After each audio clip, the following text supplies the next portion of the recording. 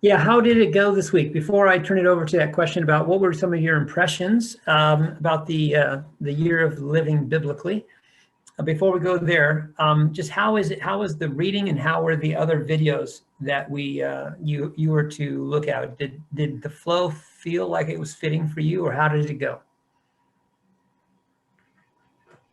I think they're all kind of connected in a different perspective. So we start by understanding the Genesis, the creation, the God's creation, and then we go over to people's perspective or beliefs and what happened during that time, and you know, just add their opinion to it. Good, thanks, Jonah. Yeah, that's exactly right. And so, yeah, but we want to start there. We want to start with these some of the ancient stories and things that connect and give all of us as a sense of part of the story a chance to find our place in the story. But yeah, there comes with lots of opinion through it all too. So okay, so the video, age, I know that was what, 1.6 or 1.7, somewhere in there. When you watch the video, you're living dangerously, you're living biblically. What were some of your impressions? What was the main takeaway from that video for you? Well, the main thing I think was that he said it wasn't really possible, and that we need to pick and choose. Yeah, that was a big takeaway, I think, for me too, Jason. That now that raises up a whole nother question. You know, how do you pick and choose the right ones? And that's a challenge. So okay, but good. Okay, we'll talk a little bit about that. Somebody else? Anybody else got a takeaway from the Jacobs video? I thought it opened my eyes a little bit more about the literal points of what they mean and stuff, and to go by the Bible literally. And I think I don't really, maybe because it's like an ancient book, you know, and then you don't really take it to the point where he took it, and it makes a lot of sense now. Yeah. And to kind of justify it to where it's in modern day society rather than back in the day, because I know a lot of older generations, they tend to take the Bible a little more literal, and I thought it was kind of funny, especially with the stoning part. You know, he just has pebbles and stuff. So yeah. It was a good representation of not taking the Bible too literally. Yeah. Yeah, and that also is a good takeaway. I think they blend in good with Jason's take there. But that idea of taking it, if you take it all literal, then it's going to be too difficult to do. But again, just because we don't take it all literally doesn't mean you don't take it all seriously. And so some parts we need to take it literal. I think some things that we still take literally. For example, I would say the command to "thou shalt not kill." How about that one? That's a good one, and I think we can take that one literally. I don't want to go around murdering people. I don't think you should either. But again, if you know, you could almost mistake the Jacob's point and over exaggerate. We say, okay, well, I don't take any of those literally. That's not a fair way to go at it. That's probably not an accurate way to look at it. But again, good point. And so that makes it, again, the challenge for interpretation is all the more. Anybody else? Jess or Jonah, any takeaways? Yeah, they basically summed it up, but okay. I thought it was interesting to watch him try to take on all these laws and rules, and I thought to myself, like, how did they do it in that time? I know it was a different time, but still, like, how nobody could do that. Yeah. So, and I think that's the point, that this is not possible for anybody to, you know, be able to follow all these laws, and God knows we're gonna make mistakes. Therefore, he sent us his son later to, you know, forgive us for what we've done, because he knows we're human and we're not gonna fulfill all those needs and laws that he set for us. Yeah, and so and that becomes another almost a problem or a good question, Jess. You know, what do we do with the laws then? You know, what is the purpose of the law? I should say. What is the purpose of it? Is it just to point out our inability and our flawed nature, or is there something more to it? Because yeah, I think you're right. I think probably no one was able to keep them all. And again, the Bible, people 2,500 years ago or 3,000 years ago or 4,000 years ago didn't have the Bible the way we have the Bible. And so part of it is it was a kind of it was an evolving thing that maybe there wasn't, didn't start off with 600 laws, but when it went along, more got added in or they got restated or maybe amplified or modernized a little bit here or there, but we still have the old ones. And so they kind of got layered on top. But still, even if you were to cut out all the ones that got kind of repeated or somewhat, changed, you're still looking at 300 or 400 or 500 laws, and that's going to be next to impossible to really try to maintain. So yeah, that becomes a question for us, and Jesus is the answer. I think you're right, Jessica. To look at it from a bird's eye picture of looking at the whole Bible, we see that Jesus is that ultimate answer. But even in the Old Testament times, prior to Jesus coming, there were other ways of people finding forgiveness. It wasn't, almost like, the expectation is you're not going to follow all the laws.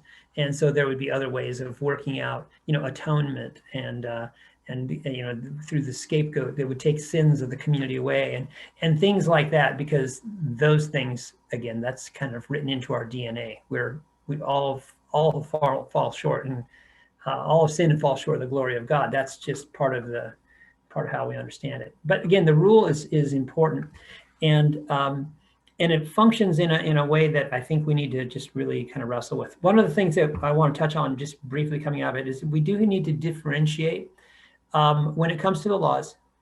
What are clearly ceremonial laws? Ceremonial for the time, and that was important for the way the society at that time operated. They had certain rules for doing certain things, and if we don't do those things anymore, those rules really don't factor in anymore.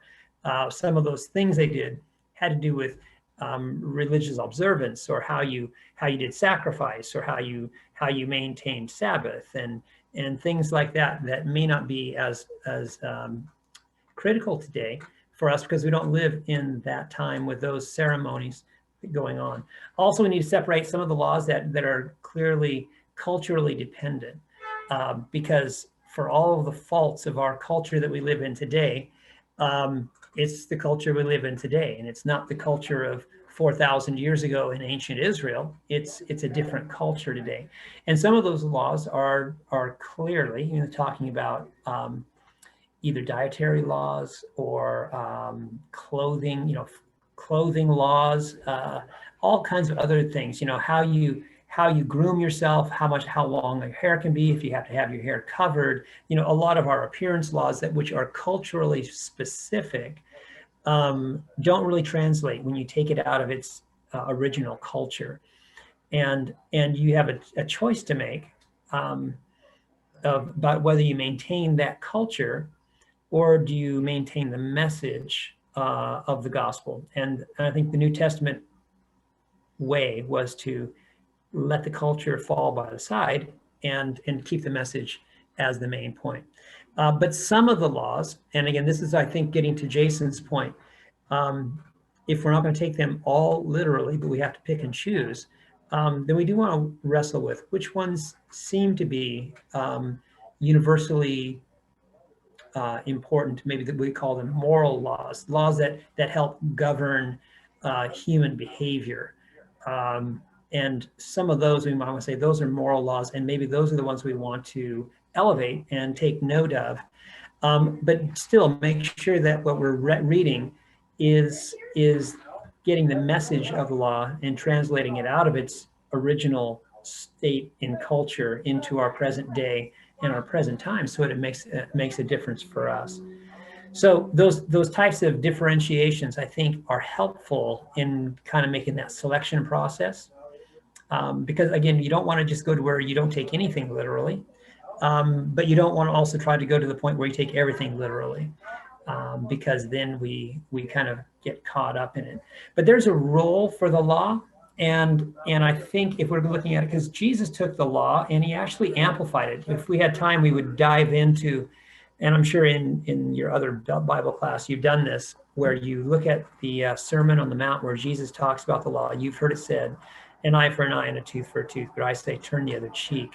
And that kind of teaching along those lines, where you've heard it said, do not murder, but I tell you, do not even be angry with your brother. Words that make the law even harder to maintain. But those are the ways that Jesus kind of approached the law. One of the assignments this week is going to be watching the introduction to a movie, and you'll see it at the end of the week on Moodle. And they have the clip for the movie there. We ask you to watch, I think the first 20 minutes to get a feel for the tension of the movie. And it's a fairly popular recent movie as an adaptation of a musical called Les Mis. Are you familiar with either the musical or the play of Les Mis? Erica, you've seen it, heard it? Which way, the movie or the play? I've seen the movie. The movie, okay, the one with Hugh Jackman and Russell Crowe. Yeah. Okay. Yeah, a while ago, about years ago. Yeah. And it's a great movie, but it's a wonderful movie actually. It's great music. It's a very compelling story, but at the heart of the story, and this is what makes it interesting for this week, and that's why we bring it up and have you watch a little bit of it, is to talk about what is the role of law, what is the role of grace. And you see that in the movie, those two polar extremes kind of become the two tension points. And the two main characters actually represent them. There's the main character, his name is Jean Valjean. You'll see it when you watch the introduction clip, you'll get introduced to him. And he is a criminal at the beginning, and he experiences grace, a sense of acceptance and grace that changes him from his angry criminal self. And he spends most of the rest of the movie being pursued by the law, because he's still a criminal in the eyes of the law, even though he's been changed. And so the question comes kind of at the heart of the movie, which is interesting because it's not written from a Christian perspective, yet it is really a profound question mark. How is it that lives get changed? Do we get changed by adhering closer to the law, or are we more likely to be changed by grace? Or is there a blending of the two that maybe that would be the question that we would bring to our Bible? And so when you get a chance, I'm hopeful that all of you have seen it, but if only one of you have seen it, you'll at least get the introduction to it. And then they'll talk a little bit about it, because again, Jean Valjean, the main character, the lead, played in this movie by Hugh Jackman, is a representative of grace, or he's a receiver of grace, and then he goes on to be a representative of grace on through the movie. Whereas the second character, the anti-hero, Russell Crowe's character, Javert, he is the epitome of the law. He is the law man. He is the one who pursues Valjean, because he is convinced that once a criminal, always a criminal, and the law is what must be adhered to at all costs. And so the question is, in fact, the question at the close of the movie, which you won't see unless you choose to watch the whole of it, is that when Javert is finally confronted by grace, he can't really handle it. His world kind of explodes. He can't deal with it, because all of his world and the grid with which he lives his world has been rooted in being a person of law. And so it becomes an interesting dynamic, I think a biblical, maybe a New Testament dynamic that plays itself out in this movie. But it really roots into our question too. What is the purpose of the law, and how does it fit with grace? And how do we understand the law today, in 2021, even though some of these laws, even from a New Testament perspective, we'd say don't really fit us anymore. What's their purpose? And so we'll kind of come back, we'll swing back around to that. One of the places where, in fact, okay.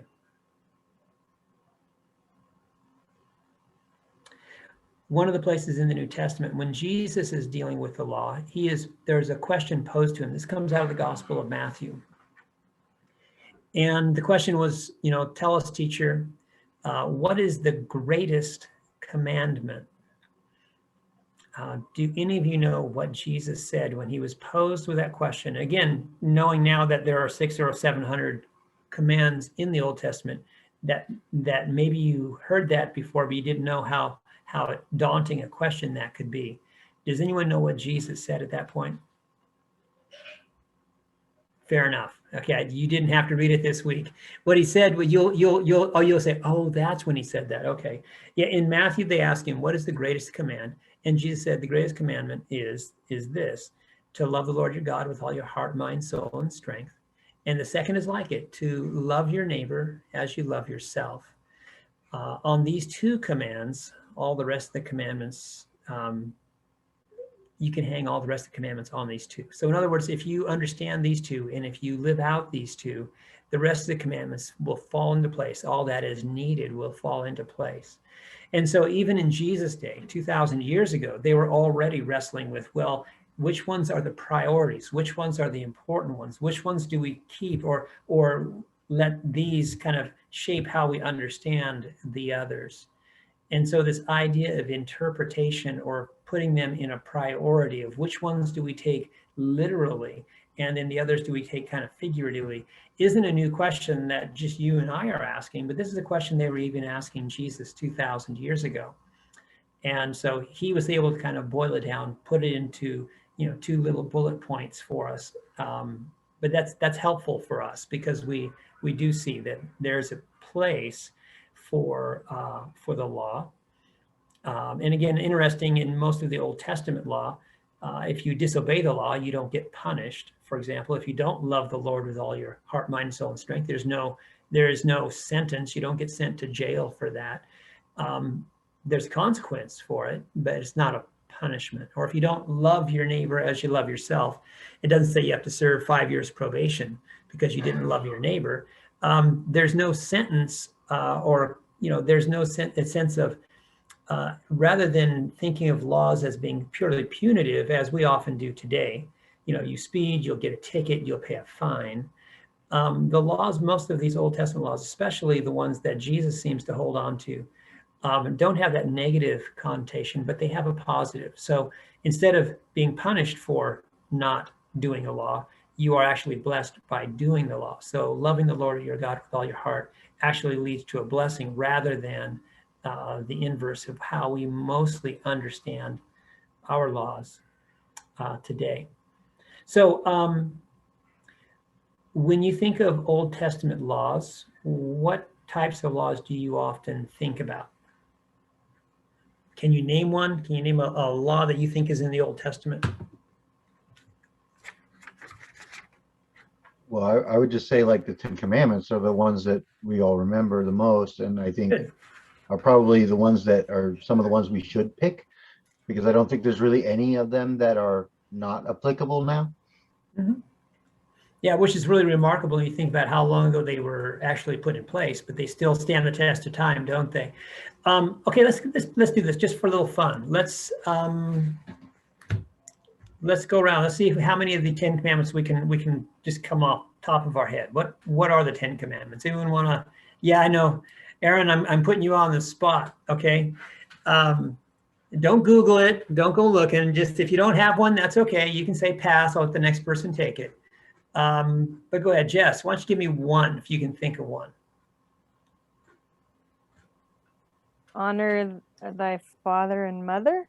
Oh, look at you. You get an A for tonight. Thou shalt not steal, right? Yes, thou shalt. Okay, Way to go, good. Aaron. You got one. Okay, good. Yay. Good.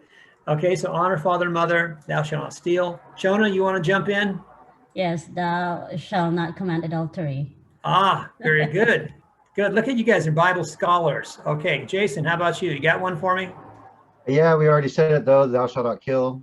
Okay, well, do you know any others? There are 7 more.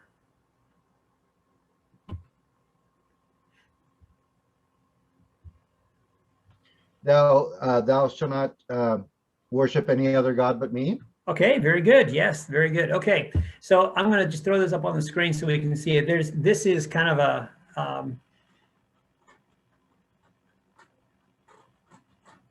yeah, this is a good example here of the 10 Commandments. And can you all see it? Yeah, so having no other gods before me. Jason, you got number 1. Way to go. Also, we are not to make graven images. Okay, again, anything that represents God. 3, shall not take the Lord's name in vain. Should remember the Sabbath day. Number 4, number 5. There you go. Who's that? Is that you, Jessica? Yeah, honor your father and mother. Shall not kill. No one mentioned that, but I did mention it earlier. Okay. Shall not commit adultery. Shona, very good. Good catch. Aaron, here's your number 8. Thou shalt not steal. Whoop, whoop. Very good. Number 9, shall not bear false witness. So in other words, your word should be true. That's kind of a tricky one. And number 10, this is an interesting one. Of all the commandments, this one might be one of my favorites because it's interesting in this, is that it has to do with your thought life, which is kind of a hard thing to legislate, isn't it? But we're not to covet our neighbor's stuff. Now, if we take all these kind of together, we can look at them. The first 4 there have to do with how we honor, how we interact with God directly. But then the last 6 are more how we interact or how we deal with one another in an appropriate way. And all of those, factor into how we can be good community members together. But that last one, thou shalt not covet. What is going on here? How can that even be in the top 10? Most people say that seemed like a weird one to me. But what's going on? Again, this is not something you get punished for if you covet, but there is a blessing that comes when you're not coveting. What is coveting to begin with? Anyone want to venture a guess what you think coveting means? And then why would that be an important thing not to do? Is coveting almost you're jealous sort of what they have, or something in that nature? Yeah, you got it, Jessica. Yeah, it's that idea of wanting something that's not yours, right? And what does that either do to an individual, or what does that do, or what would that potentially do to a community? And again, understand this is all going to be given in the context of developing a community that can work together. These become, kind of boundaries for that community to operate within. What is it about this one? What would coveting potentially do to a community? I think people do a lot of things out of jealousy, and they're going to wind up violating many of the other 10 commandments by their desire or their greed or their, because of that, what the jealousy brings out in the people. It brings out some of the 7 deadly sins of people, Yeah. Right. So say I like, I'm looking at Facebook and I see my friends having a great vacation, and all of a sudden my vacation doesn't look very fun. I want to go do a vacation like theirs. So maybe, well, that's a bad example. Okay, say I look at my neighbor and I like his car, and his car is better than mine. His car is newer than mine. And so I think I really want that car. If I take it to extreme, I might, go get into his car at night and take it. I might drive away with it. That would be breaking the 8th commandment, of course. So I shouldn't steal his car. But it could lead me to other things too. I mean, in a different society, in a different day, someone may come and take something, and they may, kill the owner of that thing in order to have it. So yeah, it does lead to other things, but beyond that, the idea of coveting or not coveting has to do with finding a sense of being at peace with what you have. And when an entire community or society begins to, instead of always wanting something better, brighter, newer, or what someone else has, then that person is, when we don't do that, find there's a greater sense of peace, there's a little bit more being settled, you're able to enjoy what you do have and celebrate what your neighbor has without feeling that sense of jealousy of I hate them now because they have what is rivaling mine. So it becomes really, it gets at the very heart of what it means to be able to love your neighbor as you love yourself, going back to the Jesus commandment. Comes down to things like that, and not always looking with envy or looking at things through eyes of jealousy. So it becomes kind of foundational for us. And I think you're right, Jason. If we're going to go back and say, hey, this would be a good foundation to begin with. Yeah, there's a lot more there, but again, they become part of that foundation for us to begin to say, what are those things that are going to help us not only morally keep me in line, but help me as a human being as I interact with other human beings. Because again, from our Grimm's Root book, remember that's what he says the whole Bible is about, is how to restore this God to human connection, but also human to human connections. And so that's another aspect that the commands kind of fit in, is that they're there to be boundaries for us to maintain a more healthy sense of community together. Okay, anything else on those 10 commandments? Do you guys have any of those seem odd to you, or if you wanted to add one, would you want to add anything in particular? No one ever wants to add anymore, because then you have more than 10, and 10 is just a good number.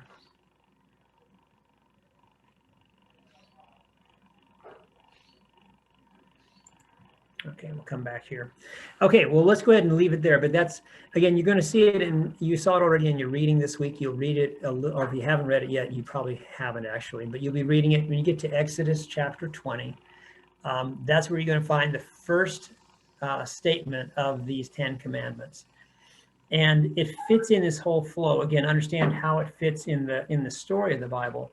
That out of this book of Exodus, we left off last week, right, moving into Exodus. This is where we come into this situation where Moses is introduced to us, and Moses then comes and leads the children of Israel out after all these many plagues and things that fall on Pharaoh's people in Egypt, and then on Pharaoh's household even. And eventually through the plagues, they are released and they move out into a new area of freedom.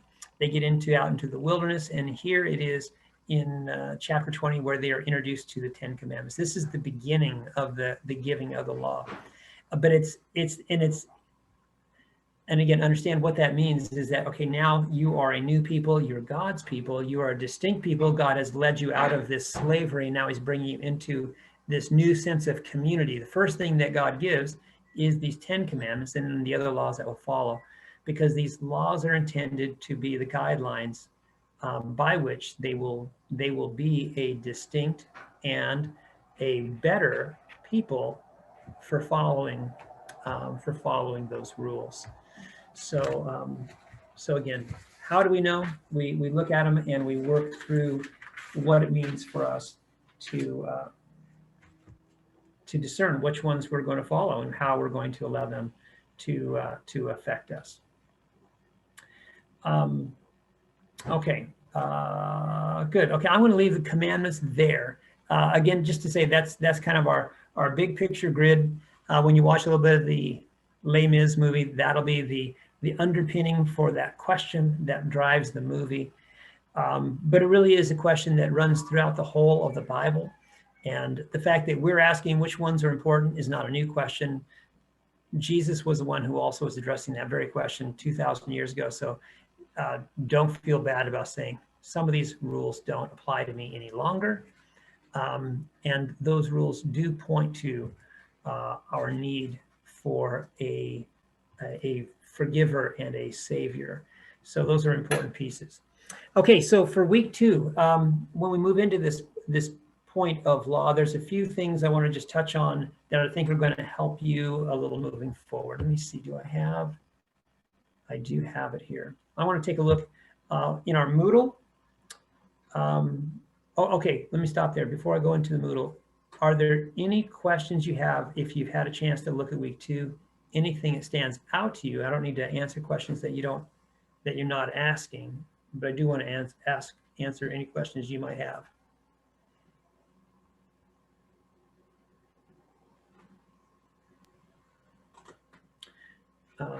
Okay.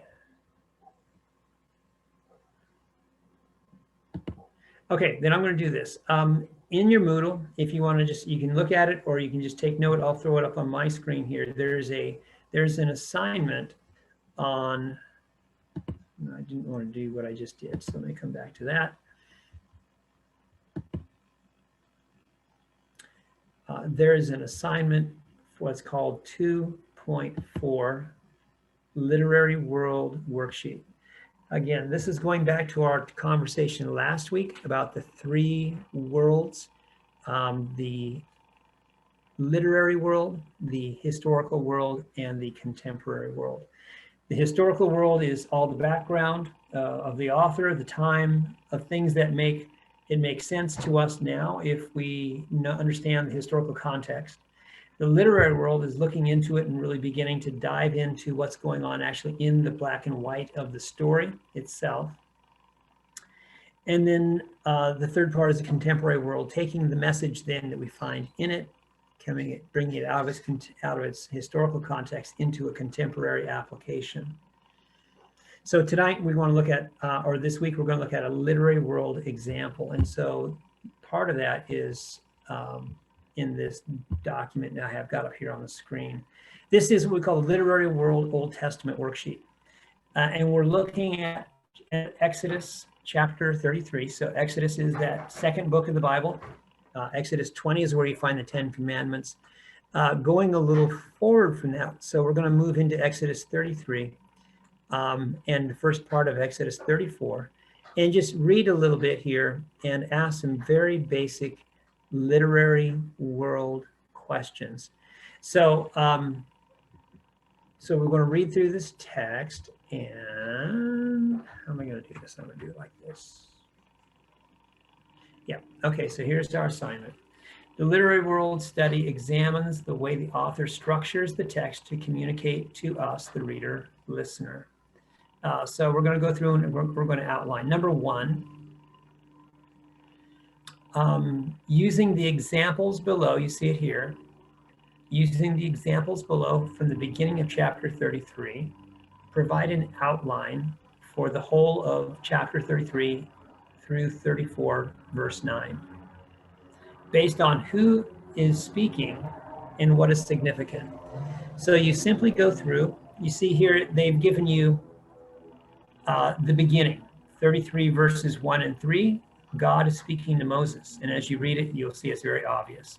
Then in verse 4, the narrator cuts in and begins to kind of give us some context for the story.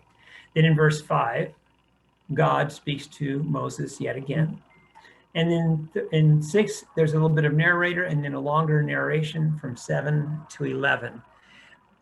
What your assignment here is to see that pattern as it's going through verse by verse by verse, and then continue it on. So you pick up in verse 12 and continue to read. Oh, this is Moses speaking to God, or this is God speaking to Moses, or this is a narrator, again, giving us some background.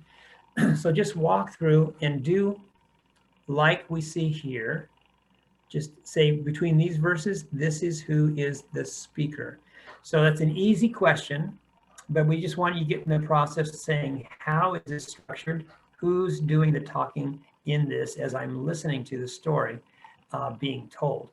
Now, the second question that they ask is the what question. What is important or what is significant? You may not see a significance, and that's okay. You don't have to have something here for everything, but you might just start taking notes. You know, when the narrator breaks in and says something here, there must be a reason why the narrator is breaking in to kind of fill us in. So just ask that question, what's significant about these verses? And you don't have to do every single verse, but every time that it changes the voice, when it's Moses' voice or God's voice or the narrator's voice, what's significant about this change that now the story is beginning to reveal? Okay, but again, you don't stop here at 33 verse 11. You continue this pattern on down through chapter 34 verse 9. Then number 2, again, just kind of look at it the same way. Again, you see there's a pattern here that we want you to start with, but then just, again, this is a little bit of practice.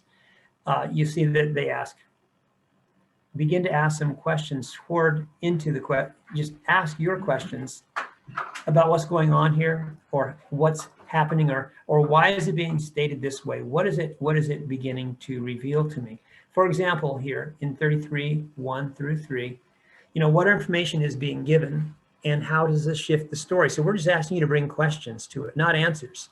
You don't have to answer the questions. We don't need the answers right now. We just want to get into the habit of asking questions as we begin to look at it. This is the starting point for our interpretation, is to begin asking the questions. Why does he say it this way? When he says this, what does he mean? Why does this happen after what just happened previously? Or why is he telling me about something that happened a long time ago? Why is the narrator bringing that in, and how does that color what God is about to say next? So begin, just ask some questions. This is a little bit harder, but again, I don't grade you on if you ask the right questions, but just that you're asking questions that seem pertinent to what's going on in the text in front of you. This is Basic 101, beginning to work on a literary world, digging in, because it's going to help us later on when we move to our main assignment at the end of the class.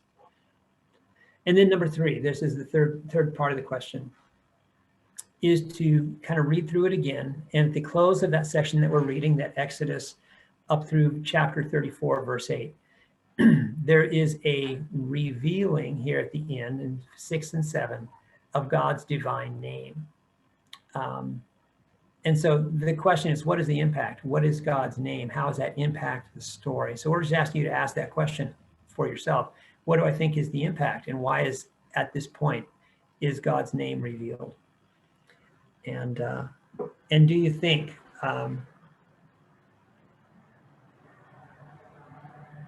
okay, and then just answer the last question. What difference does this verses 18 through 19, as well as verses 6 through 9, make in light of, and you have to go back a little bit and look at that chapter previous to the 10 Commandments, chapter 19, and look at the chapter 32, which just before you started reading chapter 33, and just ask, what is the difference, and what's going on in light of those 2 chapters, as we begin to hear God reveal himself.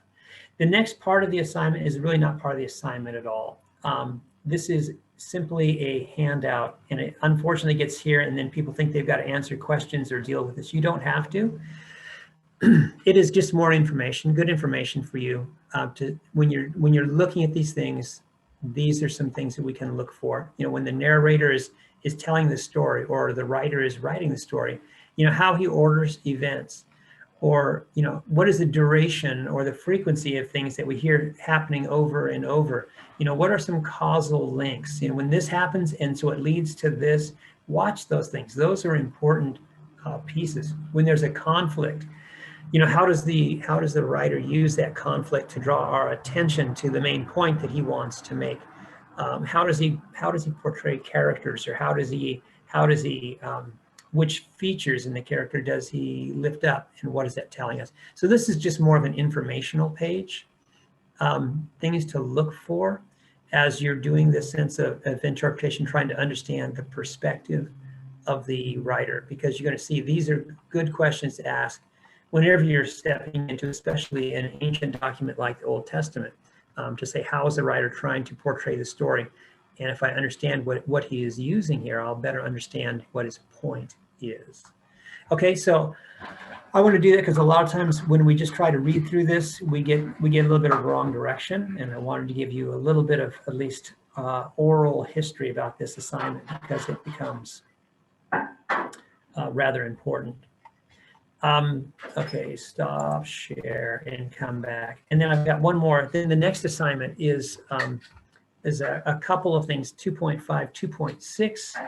Hey, Cicely, welcome. Nice to have you here. 2.5 and 2.6. Oh, actually, before I go to 2.5 and 2.6, and you may have noticed last week in the Moodle, I posted a recording of our time together. I do that for two reasons. One, because it's helpful if someone misses class or misses part of the class, they can go back and hear what they maybe missed before. Because sometimes we're not perfect. We don't get a chance to do that. The second reason is that sometimes people like to go back and listen to it again. Maybe they were taking notes, they weren't sure they got it the first time, and the recording is there for you if you would want to use it, but there's no requirement. You don't have to watch it again. You don't have to sit through class a second time. But I found that it is helpful. We started doing that at the beginning of the pandemic because attendance wasn't required at that time. But since we moved to still doing attendance required, I still want to record it because I found a lot of students do enjoy it, or at least from time to time. So Cicely, if you would like to hear tonight the first half of what we were dealing with the idea of the concept of law and how it fits in with Old Testament, New Testament, it's there for you. So it'll probably be up tomorrow. If not tomorrow, it'll be up for sure by tomorrow, Wednesday. It'll be up tomorrow. Thank you so much. I'm really sorry I'm late. Thank you. No, we're glad to have you here. And unfortunately, I don't know. I'll take a vote from the class. If they want to make you come up with a 10 commandment before we move on, we could do that. But we'll probably just move on. I put the pressure on all of them. They had to come up with one of the 10 commandments. And I'm going to tell you, this group, you got a pretty savvy biblical group here. They all got one too. So that was impressive. So maybe be glad you were gone for that part. But you'll find out how they did when you watch it. So it's there for you, okay? Okay, and then the last piece I do want to touch on is again, back to the Moodle. And the Moodle is on 2.5 and 2.6. These are geography questions. And some people say, I don't like geography, but you know, it's helpful to know a lot of what makes the Bible seem difficult for us is we don't know like when it happened. We don't know who the people are. And oftentimes we don't know the places where they're going. And sometimes when we have that context, it helps because it makes a little bit more sense. You'll see in 2.5 and 2.6, there are going to be two maps. One that is going to be kind of a large scale map of all the Middle East.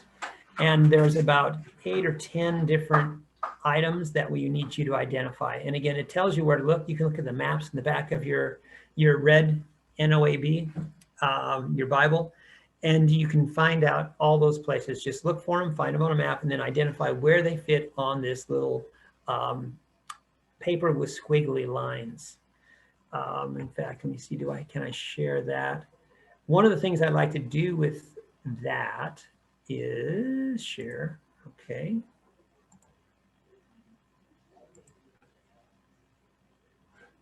No, I can't do it because I didn't put it on. I have the wrong screen here. Okay.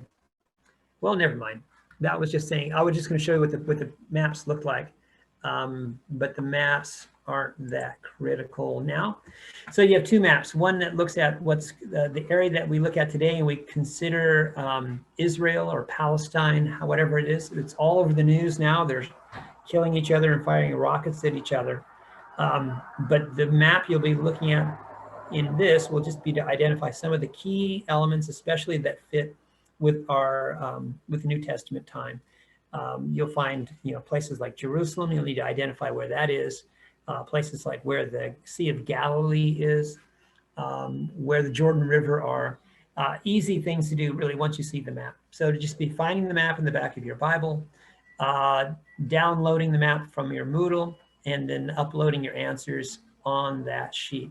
And there's a few questions. And again, you'll find those questions. They direct you to it in your Bible, what section to read. There's a couple of pages there back that you need to read and then answer a few of the questions that help just gives some more information on the geography of this region of the world where the Bible is, where the stories in the Bible took place, and what that are, it's probably unusual or for any of us. I've never been to any of those places on either of those maps, the maps that include places like Egypt or the Persian Gulf, or the map specifically of Israel. I've never been to any of those parts of the world, and I don't know if any of you have, but it's just kind of good to get a feel for what's what and what's where. Most all of the Bible is written, except for two unique pieces, were written in the area of this area called Palestine or Israel, along the Mediterranean Sea, the eastern side of the Mediterranean Sea, between the Sea of Galilee and the Dead Sea. There's a little piece of land, and we call it Palestine, Israel. It's been known by other names through different times in our history, but that is where 90% of the Bible stories come from. Some of the early stories in the book of Genesis, say the first 10, 12 chapters, probably took place more over in the area around what is present-day Iran and Iraq, what we call the Persian Gulf region. And then a little bit of the Old Testament during the era when Israel is taken into exile. And that's something we'll talk about in the weeks ahead. That also took place in that same area, more the Persian Gulf region, Iran and Iraq today. But most, the other 90% of the Bible is written about stories and things that happened while they were in that region that we today call Israel. So, so have a look at those maps, download them, reload them, do the questions will come, the answers to the questions will come directly from that section in the back of your Red Bible. Okay. And I think the rest of it's pretty self-explanatory as far as the assignments for this week. So again, more reading out of Grimsroot and a little bit out of Miller-Macklemore. But I hope that that's been engaging and helpful for you so far. Okay. Any questions? Otherwise, I think I'm about ready to say we can wrap up for the evening. Cicely, I'm so glad you did get here in time to be part of it. It's just nice to see your smiling face. And actually all of your smiling faces. It's great to have you guys here tonight. So if there's no questions, I will see you next week, and we'll go a little bit longer. But I do encourage you to take a look at that movie if you have time. I know everyone's busy, but we only require you listen to that first 20 minutes or so of the movie Les Mis. Cicely, have you ever seen the movie Les Mis? Okay, there's a link to it, and it's at the end of, it's like 2.8 or something like that. I'm not sure, I'm not seeing it right now. But it's a fairly recent movie. It was a great story, but again, it touches on our conversation we had earlier about law and grace. And so the first 20 minutes is what we ask